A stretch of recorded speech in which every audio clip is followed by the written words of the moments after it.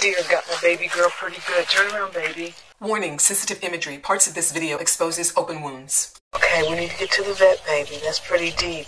Oh my God. An innocent, curious encounter with the baby deer creates chaos as a mother deer steps in to defend her fawn and attacks and wounds my fur baby girl.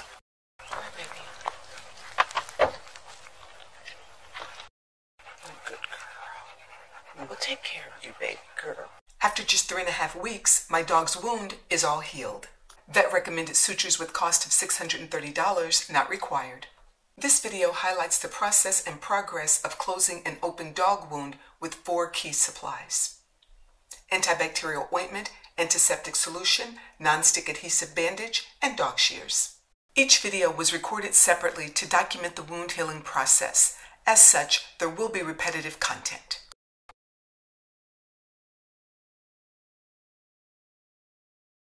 As soon as I get my fur baby girl home, I knew that it was paramount that I clean and apply some sort of antibacterial agent to prevent infection, which was my biggest concern.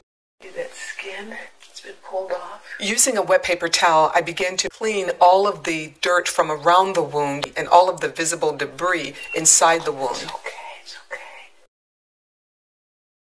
After a quick pass of removing the dirt and debris and having the initial assessment of the wound, it was clear that the laceration did not go below the skin and that the muscle tissue was not damaged. It looks pretty bad. May need stitches. I then treated it with a 3-way antibacterial cream all around the outside of the wound and inside the wound. I wanted to make sure that no infection started. To further protect the wound from infection, I attempted the process of covering it with a bandage. I use the word attempted because with an ever-moving target, it made the task a tad bit challenging. It was quite clear that my first pass at treating the injury from the deer attack was a rushed ad hoc approach. Later, I adopted a more structured process for healing the wound. Ultimately, I was able to secure a bandage over my fur baby girl's wound by using a non-stick sterile gauze and a waterproof adhesive. Okay, so she's temporarily bandaged up until we can get her to a vet. After the initial prep for a vet visit, it was confirmed that an appointment was not available until the next day. To avoid infection, I gathered resources and supplies to proceed with steps to clean and treat the wound properly. Even though I knew intuitively how to care for my fur baby girl's wound in its initial stages, cleaning the wound, clearing it from debris, applying antibacterial ointment, applying some sort of coverage or bandage, you had to be very careful to make sure that the wound did not become infected. And so that was still my greatest fear, making sure that my fur baby girl's wound healed properly and in a timely manner. Making sure that's nice and clean. No hair in there. Looking at the steps to care for the wound, to prevent infections, I just felt so much more comfortable. Oh. Sorry, baby. Even with clear steps for cleaning and treating the wound, I still encountered a few mishaps along the way. Thankfully, my fur baby afforded me a great deal of patience throughout this process. My fur baby girl had been such a trooper through all of this, so it was time for a treat break. So good, baby girl. Good girl. Ever since my little man Max joined our family, everywhere my fur baby girl is, that's where he wants to be. And this time is no exception. He's been so supportive. Good girl. Always by her side, watching over her like a protective big brother and a good boy.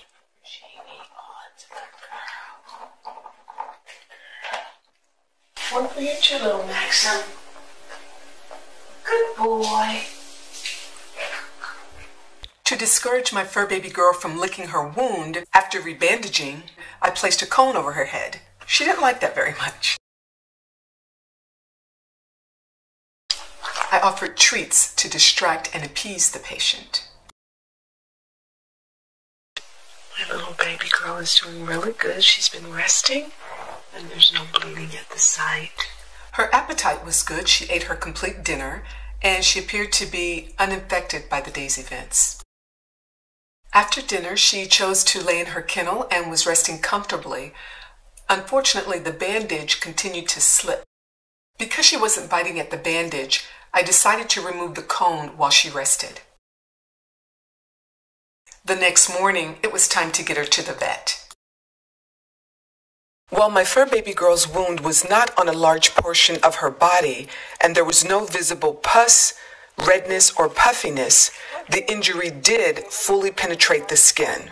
I felt that was enough to warrant a vet visit.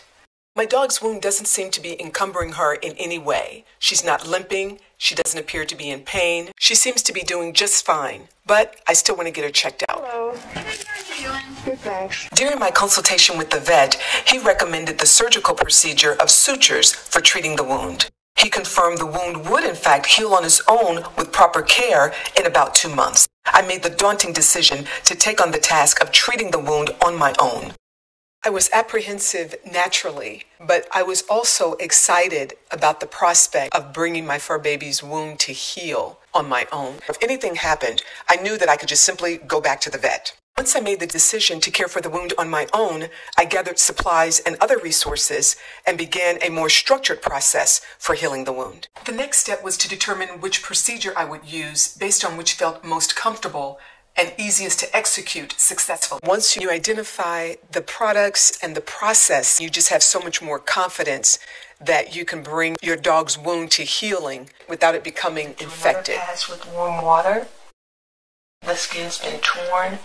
The good thing is it doesn't go down through to the bone. The vet recommended sutures or stitches, which is a surgical procedure with a $630 cost. Although it has been torn here, so we're going to be pushing this area back together. I researched, considered, and purchased skin staples, but in the end, I just couldn't go through with it. After we clean it, and we'll be using strips. In the end, I decided on the least evasive and most comfortable alternative, which was adhesive tape, also known as sticky strips. Wound closer strips to close it, and we should be fine. Other than that, once you shaved everything, you can really see what you're working with, and I think she's going to be okay. Just wiping the area again before we get going and before we put the antiseptic on. Very gentle. As you can see, very little to no blood, which is a good thing. Opening up the wound here, getting that all clean. Make sure the area around it is really clean. She's being very good. She's such a precious girl. Now, we're going to use our antiseptic cleaning for the inside of the wound before we suture. During the first week, I treated the wound daily with both an antiseptic solution inside and out and an antibacterial ointment outside the edge of the wound. Iodine. I'm going to clean it with this. And we're going to clean all the inside. Continued use of the ointment kept the wound too moist to heal.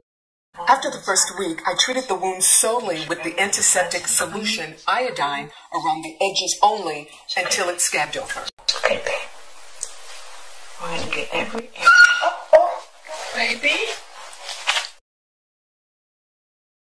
Unfortunately, due to the location of the wound, the closure strips proved ineffective. I used the non-adhesive gauze pads for the first few days, but then abandoned use due to slipping issues. Ultimately, I used a non-stick, strong adhesive Band-Aid for the rest of the duration, which worked perfectly. It stayed firmly in place during walks, and it offered enough space to allow the wound to breathe and heal very quickly. I conducted daily exams to monitor wound for infection and overall healing progress. Sit, babe. Good girl. There we go. She's such a good girl.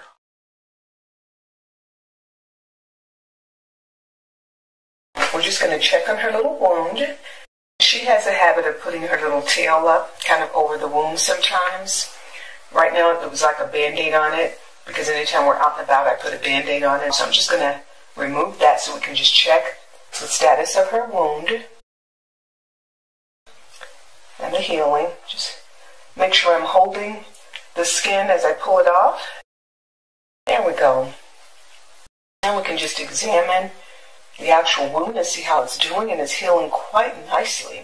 You can just really see that that has flattened out. Everything has flattened out there, which is beautiful. And then that's being, even if I touch it, as you can see, it's kind of scabbing over. Doesn't bother her a bit. I'm going to shave some more here so that when I put the Band-Aid on it when she's out and about, it comes off easily. As you can see, she's very calm. That's a good girl. She's very calm. Yeah, you can go ahead and lay back, baby. She just kind of lays back. It doesn't really bother her whatsoever. I made the decision not to have this sutured.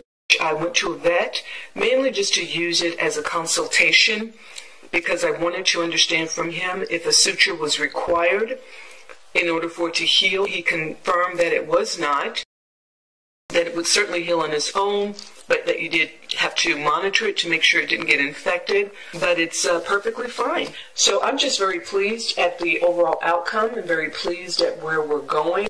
I felt much more comfortable having that consultation with the vet, knowing that what I was using to ensure there was no infection was good. Now, right now, when she's out and about, I put a Band-Aid over it, but otherwise, if she's just home, I leave it open so that it can air out. She doesn't lick it or anything of that nature. The only time she bothers it is if there is a Band-Aid on it and she wants it off.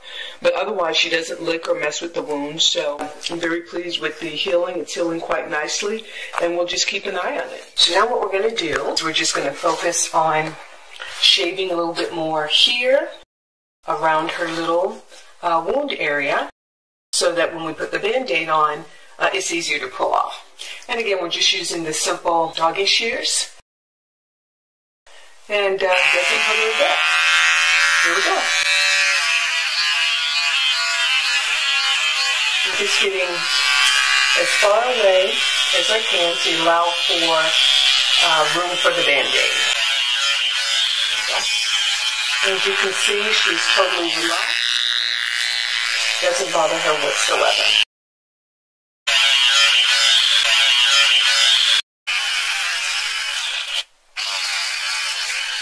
Comes up very easily.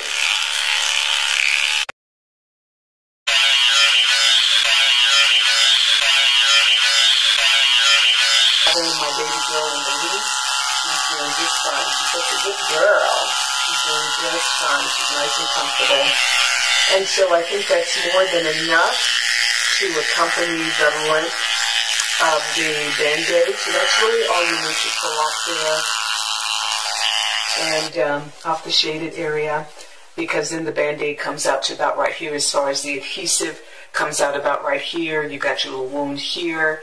And again, I only do this, I only have the Band-Aid on when she's out and about, because she still likes to roll around in the grass, which is wet. And again, because this wound doesn't impact her energy or her play level at all, for her it's really inconsequential at this point. So we're just making sure that it keeps on its way. The leg is not encumbering her in any way whatsoever. As far as being infected, I don't think I need to worry about that much anymore. And we're all set with the shaving, and that's really all we need to do today. So you're all set, baby girl. You did a good job. You're all set. We're here to examine the status of my baby girl's wound that she received from a mama deer in defense of her little fawn. She's not affected by this at all. It's my baby girl. Good girl. You're doing so good. This is just 6 days ago from the last time we examined the wound. And as you can see, it's actually healed. So this is just that one little dot that's left there. And that is no bigger than probably a little mosquito bite. It has been scarred over. And as you can see, the whole other area has been healed. This is actually the final video for my baby girl's wound that she suffered after being in an incident with a deer, a mama deer, who was defending her precious little fawn. My baby girl and I were just kind of curious about it. The mama deer came over and in defense of her deer, and unfortunately wounded my baby girl. So she had a big gash. It was a big open wound here.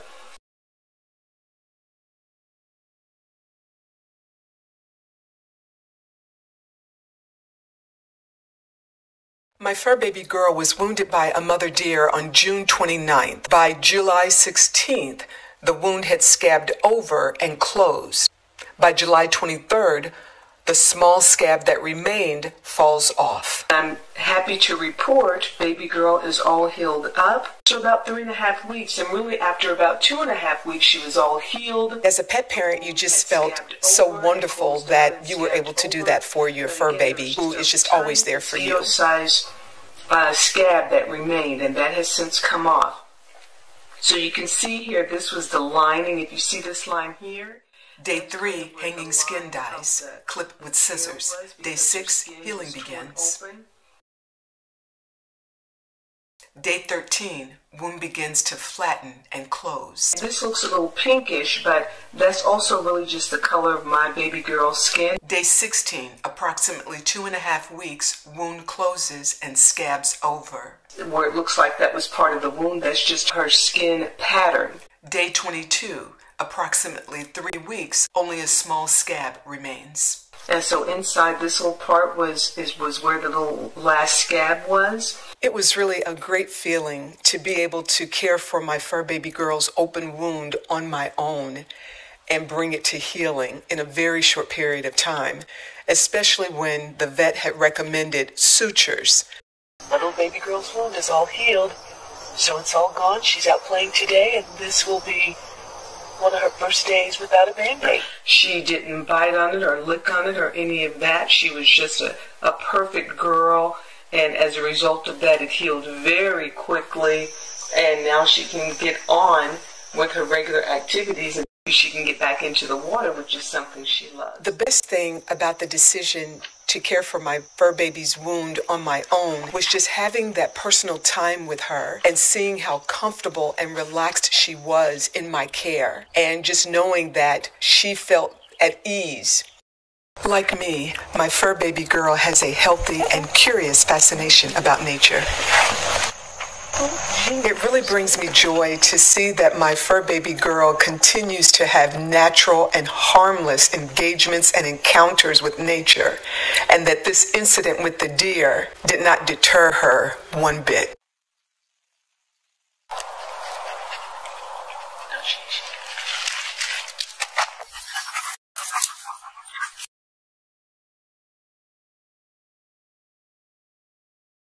Thanks for watching.